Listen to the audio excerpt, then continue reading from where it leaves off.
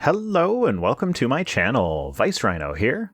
Today I'm looking at a video by the 1 Minute Apologist channel where he gives what he considers to be the proof that Jesus actually came back from the dead. So let's take a look.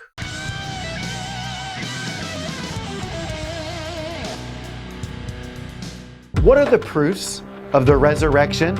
Realistically, it's mostly just that the Bible says it happens. That's essentially all it boils down to. Do you have anything more? In 1 Corinthians 15:17, the Apostle Paul says that if Jesus Christ hasn't risen from the dead, then we are still in our sins and that our faith is futile. I am inclined to agree. If Jesus never came back from the dead, then there's really no point in being a Christian because that belief is kinda central to the religion. That's a shocking statement, isn't it? No, it really isn't. What exactly do you find to be so shocking about stating that the core beliefs of a religion are important to the practice of that religion? What that tells us right there is if Christ is not alive, then we are a bunch of deceived people as Christians. Yeah, agreed. Now move on to some actual evidence for his resurrection, would ya? Your video is only 3.5 minutes long, and I feel like you're stalling for time.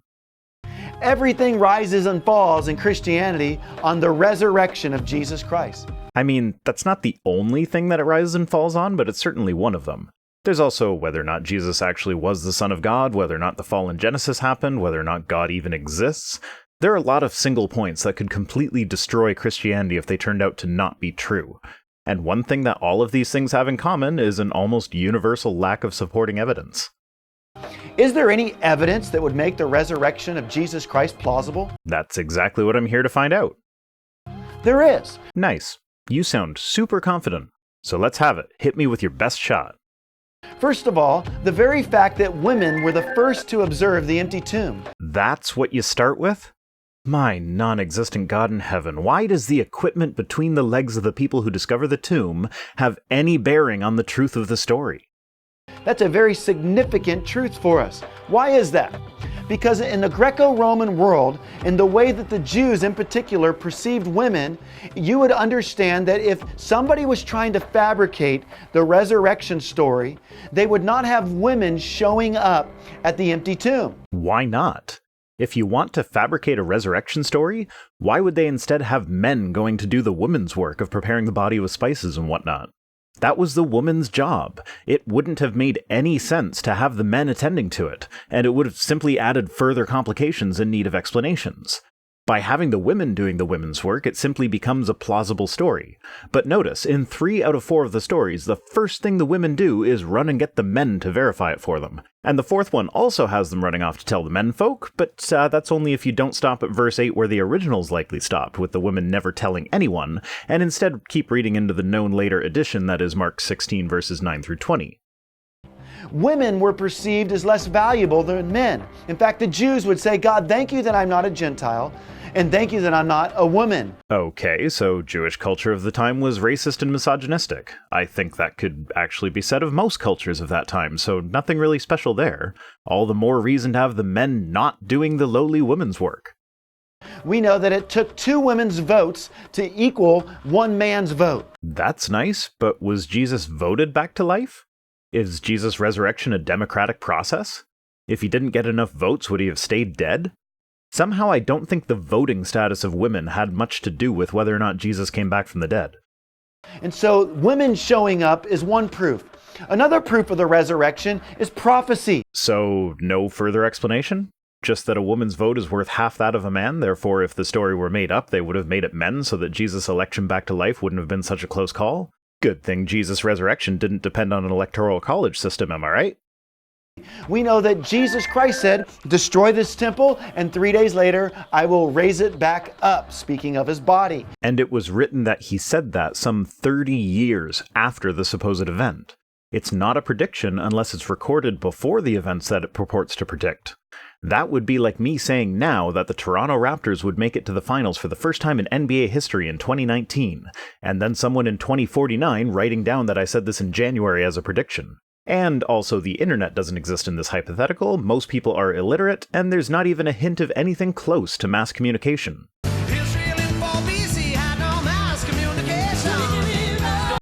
So the only thing you have to go on is hearsay.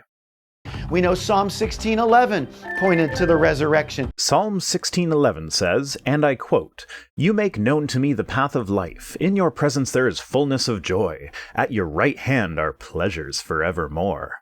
I recognize this verse, and I'm sure that I made a masturbation joke about it in the past, but I fail to see how that's a prophecy about Jesus. I know the book of Acts tries to retcon it in, but again, Acts was written after the fact. There is nothing in Psalm 16 that even hints at it being anything other than the psalmist declaring that he takes refuge in Yahweh and that he stays away from people who worship other gods. So no prophecy there. And even in Isaiah 53, we see that the suffering servant would not stay dead. While it is ambiguous as to who exactly the suffering servant was meant to be, it is fairly clear that it's not Jesus when it talks about him seeing his children when he prolongs his days and stuff like that. There's also the fact that it mentions the suffering servant being crushed repeatedly, and the Gospels make it quite clear that not a single bone of Jesus' body was broken. But let's set aside all these little quibblings for the moment and assume for argument's sake that the character of Jesus as depicted in the Bible fits that prophecy perfectly. So what? Also, assuming that Jesus actually existed and was crucified, it really isn't that hard to write a narrative around a known prophecy from past writings that would make any death by crucifixion match up with the prophecy. And the Romans were not exactly just reserving crucifixions for special cases, it was a common method of execution. So we have a man with followers who is executed in a fairly common way. Then as time goes on, the story grows, as stories do. Details are then added in, details that the storytellers would have no way of actually knowing, like the private conversation Jesus had with Pilate.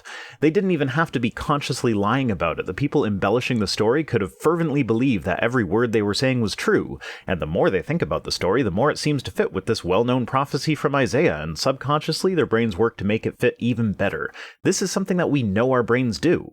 Our brains don't remember events by memorizing every word and every action that took place. It creates what is known as a gist memory. Rather than remembering all the nitty-gritty details, it just remembers the overall concept and emotions of the event. And what's more, when you recall past memories, your brain will rewrite them with current information, updating your old memories with new experiences.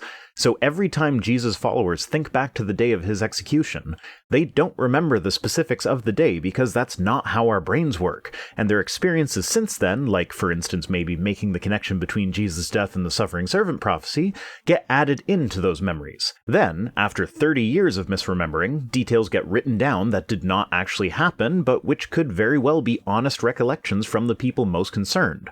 And it's more likely even farther removed than this, with the stories being passed down orally, being misremembered by many different people before finally being written down. So yeah, the suffering servant passage might have been significant if Jesus' story was confirmed to have been written down during his lifetime, and had been written in a way that couldn't possibly have been fulfilled by anybody else. But since all we have is a long line of hearsay passed on orally for 30 years before being written down, it doesn't look all that convincing. Moreover, the empty tomb, nobody has been able to discover the body of Jesus Christ. Which, again, assuming that he actually existed and was crucified, is most likely because it was thrown in a mass grave with the other crucifixion victims. Isn't it astounding that in the very place where they crucified Christ in Jerusalem, that is the epicenter where Christianity exploded from? Why would that be astounding? Firstly, I'm not finding any sources that say Christianity originated specifically in Jerusalem, but rather that it started in Judea. Secondly, why would you be surprised that the religion that a guy started was started where that guy was located? The epicenter of Buddhism is in the Ganges Valley. Siddhartha Gautama, the founder of Buddhism, is said to have spent his later years teaching in the Ganges. What an astounding coincidence that his religion should originate where he spent his time teaching it. And so they never were able to bring his body to bear. No, you're right, they weren't.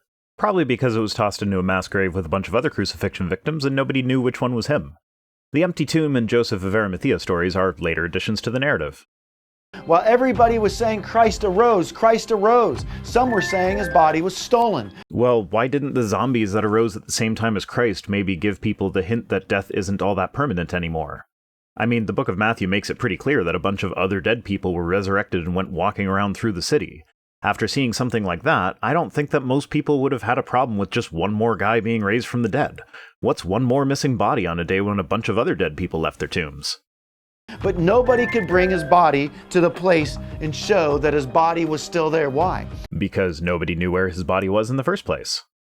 Because Christ is alive. More than that, we have post-resurrection appearances. Alleged post-resurrection appearances. Even including the Bible, there is only one instance where somebody actually claims to have themselves seen Jesus after his death, and it's obviously a vision of a disembodied Jesus. Everything else is third-party anonymous reporting. Where he appeared to people on several different occasions, including his brother, James. Yes, in the book of Corinthians it does record that Jesus appeared to James. But there are two things to mention here. First is that nowhere does it say that he appeared in the form of a risen body. This could have just been a vision. But second, and more important, this is the list of appearances that we always hear so much about from 1 Corinthians 15 verses 3 through 7. It starts off with the words, "For I delivered to you as of first importance what I also received." So Paul says that someone else told him what he's about to tell you. So the book itself admits to being hearsay of hearsay in this matter. So Paul said that someone else said that Jesus appeared to James. Ronald would like me to tell you that Seamus told him that Dean was told by Pavati that Hagrid's looking for you. Is that right? Not very compelling.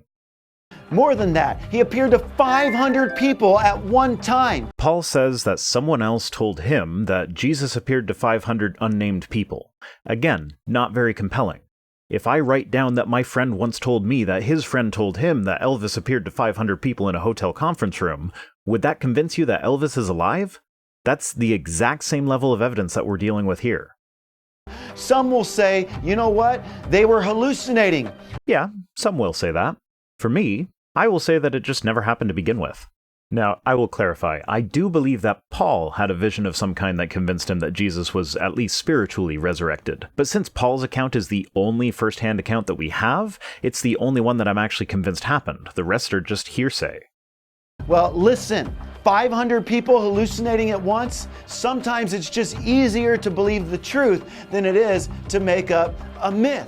And the truth is that we have no good reason to believe that the event described even happened. I don't need to come up with an alternate theory as to how the 500 could have believed they saw Jesus when they didn't really see him until you first convince me that they actually did all witness one event that they all claimed was Jesus back from the dead. A friend of mine was told by a friend of his, and then that friend told me, is not very convincing. And then finally, life change. Think of the Apostle Paul. He was on the Damascus Road getting ready to go and arrest Christians for believing in Jesus Christ. And the Spirit of God arrested him as he saw the resurrected Christ. So now that we've discarded all of the other supposed witnesses to the resurrection of Christ, since there's really no good evidence to support them, we're left with a guy who has done some terrible things persecuting Christians. It's quite possible that he had some buried feelings of guilt about what he had been doing, which resulted in a psychotic break, where he hallucinated about the leader of the group that he was persecuting. Paul makes it quite clear that he received everything through revelation rather than through direct communication with any people. When he saw Jesus on the road to Damascus, then depending on where you're reading, the men with him either didn't see anything, or they only saw a light. If they saw nothing, then it looks like a mere hallucination. If they saw a light, then it still looks like a mere hallucination combined with human problems with memory that I outlined earlier as these men tried to make sense of their boss's sudden change of heart. Either way, hallucinations look to be most likely. The rest of his video is just him preaching that lives get changed when you believe in the resurrection, which doesn't ultimately matter to me. So that's it for me. Today's comment of the day comes to us from Gavin Riley, who says, "Well, lots of people can wiggle their ears. Would that make those ear muscles non-vestigial for those people?" That was on my video where I pointed out that humans have vestigial ear muscles that actively try to turn our ears toward loud, unexpected sounds. People that are able to wiggle their ears are most likely able to do so because of an atavism, a reactivating of a vestigial feature, as it were. It's still a vestigial feature, it's just one that can be used to get attention at parties and whatnot. So remember to follow me on Facebook and Twitter and support me on Patreon. See you next time.